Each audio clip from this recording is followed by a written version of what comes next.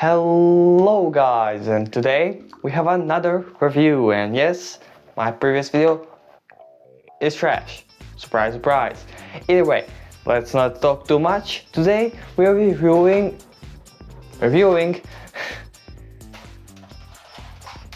the X-Shot Pro Fury X.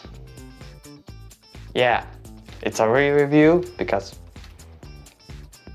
you know, a long time has passed, and this is a really good blaster. If you don't know, this is a Top Prime spring-powered, mag-fed Pro Blaster that shoots half-lengths. Oh, and it has slam fire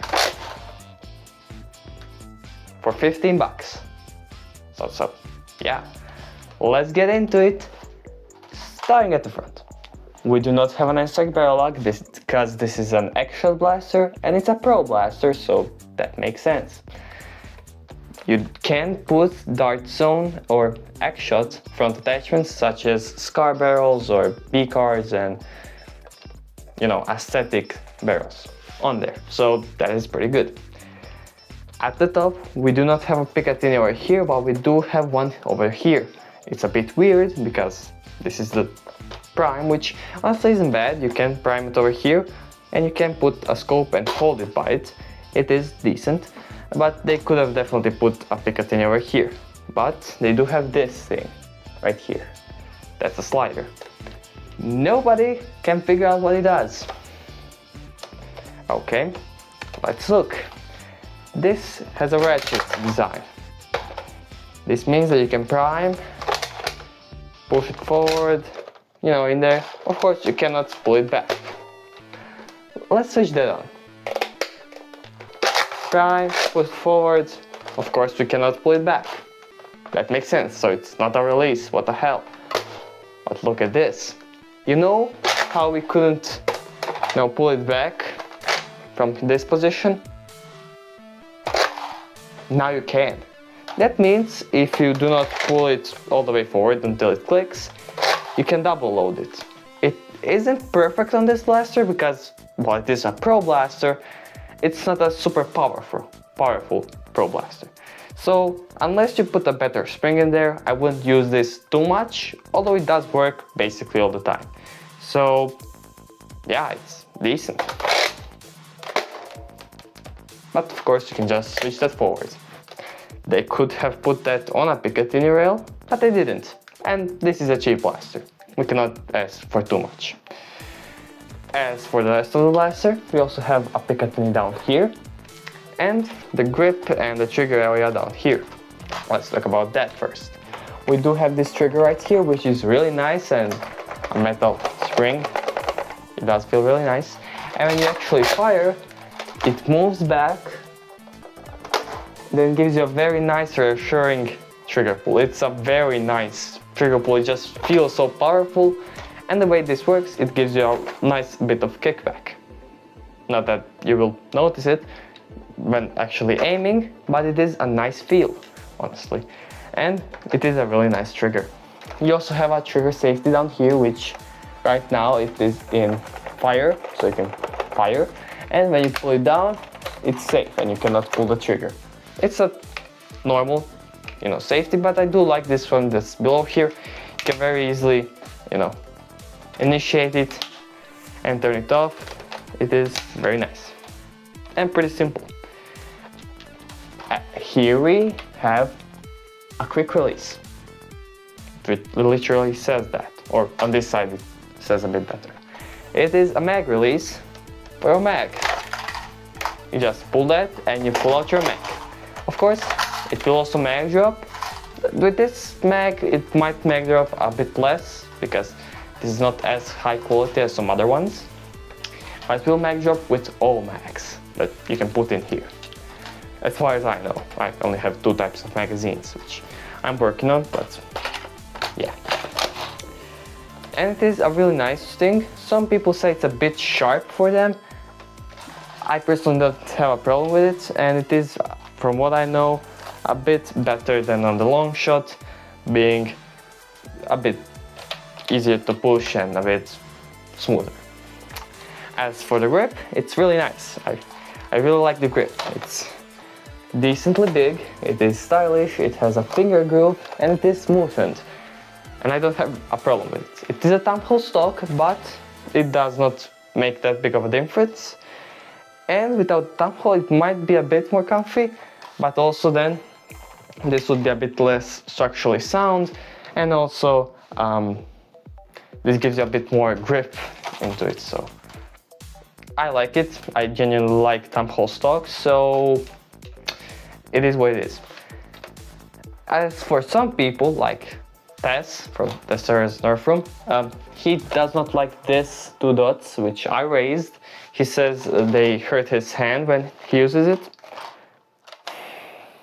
I can't even notice them. And I have pretty thin, not even like, they're super thin hands. You can, see my veins, my bones. I'm a skeleton. I mean, we all are skeletons, but I don't feel them. Now, if you have a more sensitive hand, you might feel them. Of course, you can just send them down. They're not actually important. Well, besides the top one, this actually has a screw behind, so make sure that it won't actually poke out. But you can send that down. Besides that, the grip is perfect. Also, I like this texturing on the sides. It's really nice. As for the actual magazine well and the top prime, they're really nice. The magazine well is really good, and you do have a standard mag release back here. With Talon style mags like this one, I have no problem with them. You might be able to pull out mags, although it generally won't happen on its own, even when you're slam firing it, as far as I know. Unless you're using some other third-party Talon mags, or actually the worker ones. I don't really know, but it can happen.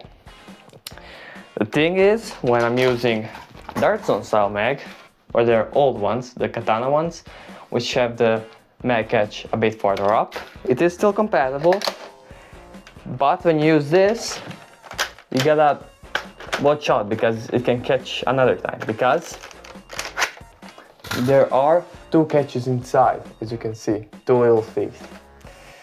But since I generally use this release, there is no problem because you can just hold it and pull out the magazine. So I would generally recommend you use this mag release all around, but especially if you use Katana style mags for whatever reason. Because if you're unlike me and you have 3 magazines, of which of 2 are katanas, this is a big deal, at least for me. As for the top prime, it's really nice. It's really smooth, it's ratcheting, although you can remove the ratchet really easily. I actually did it once, but I like the ratchet, plus I like to keep my blasters stock.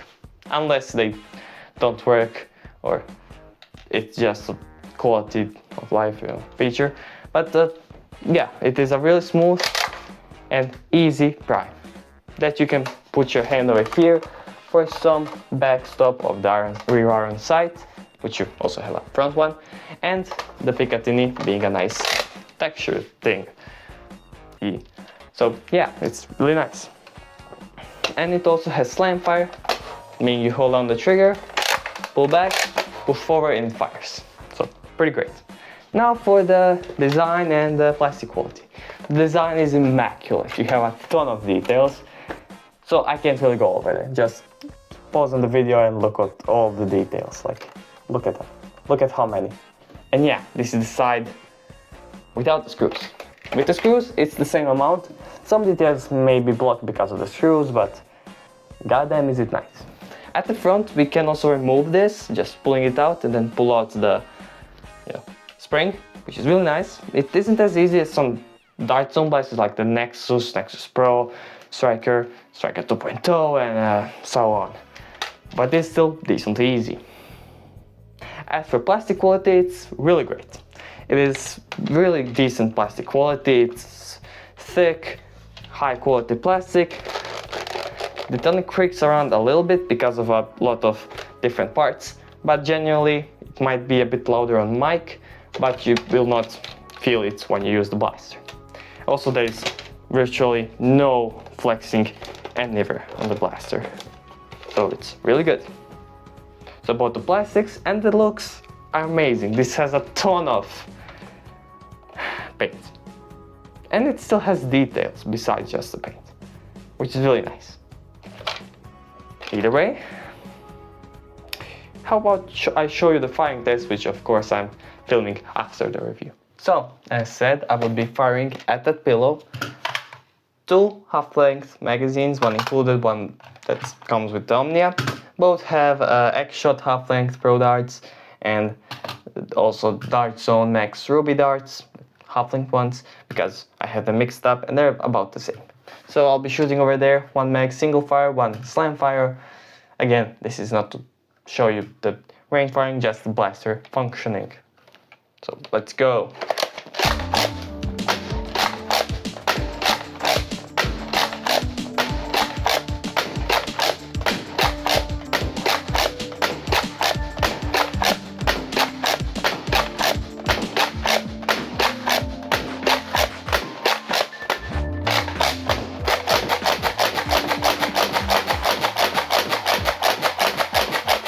Either way, after the firing test and my stomach rumbling, which means I need to eat something, yay, let's just quickly go over it. What can this blaster improve? Well, not that many stuff. They could use a different mag release on the back, but that's generally not really a problem. They could put a Picatinny up here and maybe some lanyard loops, or I totally forgot they're called, but yeah, basically it's just some points that you can attach a thing on, so you can carry them. English is hard, but basically they could put more stuff,